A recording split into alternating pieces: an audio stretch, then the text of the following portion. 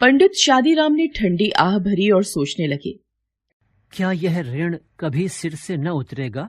वे गरीब थे परंतु दिल के बुरे न थे। वे चाहते थे कि जिस तरह भी हो अपने यजमान लाला सदानंद का रुपया अदा कर दें। उनके लिए एक एक पैसा मोहर के बराबर था। अपना पेट काट कर बचाते थे, मगर जब 4 पैसे जमा हो जाते तो कोई न कोई ऐसा खर्च निकल आता जिससे सारा रुपया उड़ जाता। पंडित शादीराम के हृदय पर बर्छियां चल जाती थीं, मगर वे कुछ न कर सकते थे। इसी तरह कई साल बीत गए। पंडित शादीराम ने पैसा पैसा बचाकर 80 रुपए जोड़ लिए। उन्हें लाला सदानंद के 500 रुपए देने थे। उनका लड़का लगातार 4 महीने बीमार रहा। पैसा पैसा करके बचाए हुए रुपए दवा में उड़ गए। पंडित शादीराम ने सिर पीट लिया। अब चारों ओर फिर अंधकार था। उसमें प्रकाश की हल्की सी किरण भी दिखाई न देती थी। लाला सदानंद अपने पुरोहित की विवशता को जानते थे। उन्हें इस रकम की जरा भी परवाह न थी। वे इस बात से इतना डरते थे मानो रुपए उन्हीं को देने हों। उधर पंडित शादीराम के दिल में शांति न थी। वे सोचा करते थे कि यह कैसे भले मानस हैं जो अपनी रकम के बारे में मुझसे बात तक नहीं करते। लाला सदानंद की भलमनसी के सामने वे आंख न उठा पाते थे। एक दिन लाला सदानंद किसी काम से पंडित शादीराम के घर आए। उनकी अलमारी में कई 100 बंगला, हिंदी और अंग्रेजी की मासिक पत्रिकाएं देखकर बोले, यह क्या है पंडित जी?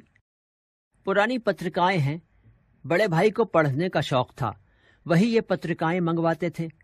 वे जब जीवित थे किसी को हाथ न लगाने देते थे। अब इन्हें कीड़े खा रहे हैं, कोई पूछता भी नहीं। रद्दी में क्यों नहीं बेच देते? इनमें चित्र हैं। जब कभी बच्चे रोने लगते हैं तो एक आधा निकाल कर दे देता हूँ। बच्चों का दिल बहल जाता है। लाला सदानंद ने आगे बढ़कर कहा, जरा देखें कैसे चित्र हैं। पंडित शादीराम ने कई सुंदर और रंगीन चित्र दिखाए। लाला सदानंद कुछ देर तक उलट पलट कर देखते रहे।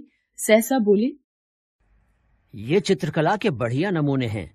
अगर किसी शौकीन को पसंद आ जाएं तो 1000-2000 रुपए बड़ी आसानी से कमा सकते हैं। पंडित शादीराम ने एक ठंडी सांस भरकर कहा, ऐसे भाग्य होते तो यूं धक्के न खाता फिरता। लाला सदानंद बोले, एक काम करें क्या? जितनी अच्छी अच्छी तस्वीरें हैं सबको छांट कर अलग कर लें। बहुत अच्छा। जब यह कर चुके तो मुझे कहलवा दें। आप क्या करेंगे? मैं इनकी एल्बम बनाऊंगा और आपकी तरफ से विज्ञापन दे दूंगा। हो सकता है यह विज्ञापन किसी शौकीन के हाथ पड़ जाए और आप 2-4 पैसे कमा लें।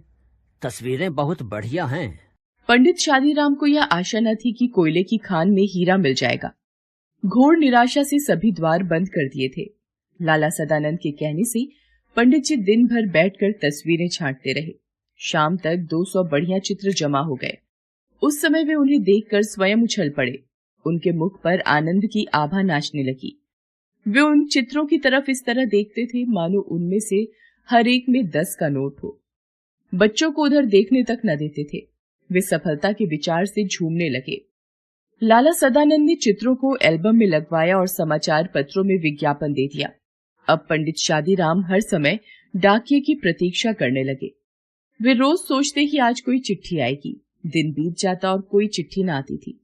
रात को आशा सड़क की धूल की तरह बैठ जाती थी, मगर दूसरे दिन लाला सदानंद की बातों से टूटी हुई आशा फिर जुड़ जाती थी।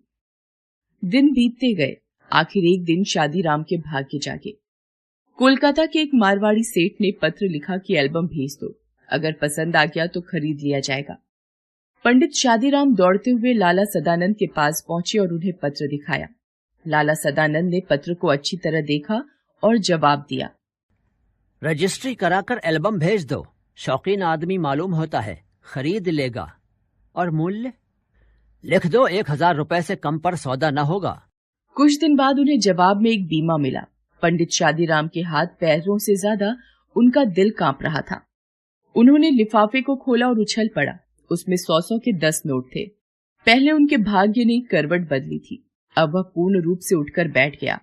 पंडित शादीराम सोचने लगे, अगर 2000 रुपए लिख देता तो शायद उतने ही मिल जाते।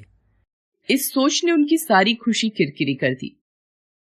सांझ के बाद वे लाला सदानंद के पास गए और 500 रुपए सामने रखकर बोले, परमात्मा का धन्यवाद है कि मुझे इस मार से छुटकारा मिला। अपने रुपए संभाल लीजिए। आपने जो दिया और सज्जनता दिखाई है उसे मैं मरते दम तक न भूलूंगा। लाला सदानंद ने हैरान सा होकर पूछा। पंडित जी, क्या सेठ ने एल्बम खरीद लिए? जी हाँ, खरीद लिया। और रुपए भी आ गए?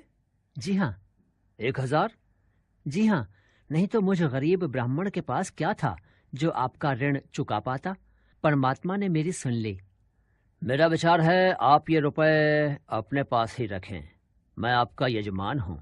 मेरा धर्म है कि आपकी सेवा करूं। अगर मैंने 4 पैसे दे दिए तो कौन सा गजब हो गया। पंडित जी की आंखों में आंसू आ गए। बोले, आप जैसे सज्जन संसार में बहुत थोड़े हैं। परमात्मा आपको चिरंजीवी रखे। मगर अब तो मैं ये रुपए न लूंगा। इतने वर्ष आपने मांगे तक नहीं। मुझे आज हल्का होने दीजिए। लाला सदानंद ने चुपचाप रुपए रख लिए। मनुष्य रुपए देकर ऐसा प्रसन्न हो सकता है, इसका अनुभव उन्हें पहली बार हुआ। 6 महीने बीत गए। लाला सदानंद बीमार थे। पंडित शादीराम उनके लिए दिन रात माला फेरा करते थे। एक दिन लाला सदानंद चारपाई पर लेटे थे। पास पड़ी चौकी पर पंडित शादीराम बैठे रोगी को भगवत गीता सुना रहे थे। एकाएक लाला सदानंद बेसुध हो गए। पंडित जी ने गीता छोड़ दी और उनके सिरहाने बैठ गए। स्त्री गर्म दूध लेने के लिए बाहर दौड़ी और मां घबराकर बेटे को आवाज देने लगी। उसी समय पंडित जी को रोगी के सिरहाने के नीचे कोई चुभती हुई चीज जान पड़ी। उन्होंने नीचे हाथ डालकर देखा तो उनके आश्चर्य की सीमा न रही। वह सख्त चीज वही एल्बम थी जिसे किसी सेठ ने नहीं बल्कि स्वयं लाला सदानंद ने खरीद लिया था। पंडित शादीराम इस विचार से बहुत प्रसन्न थे कि उन्होंने सदानंद का ऋण उतार दिया है, मगर यह जानकर उनके हृदय को चोट सी लगी कि ऋण उतना नहीं बल्कि पहले से दुगना हो गया है। उन्होंने एक ठंडी सांस भरी। कुछ देर बाद लाला सदानंद को होश आया। उन्होंने पंडित जी से एल्बम छीन लिया। धीरे से कहा, यह एल्बम अब मैंने सेठ साहब से मंगवा लिया है। पंडित जी जानते थे कि यजमान झूठ बोल रहे हैं। वे किसी भी तरह ये न कह सके कि आप झूठ बोल रहे हैं, परंतु वे उन्हें पहले से भी अधिक सज्जन, अधिक उपकारी और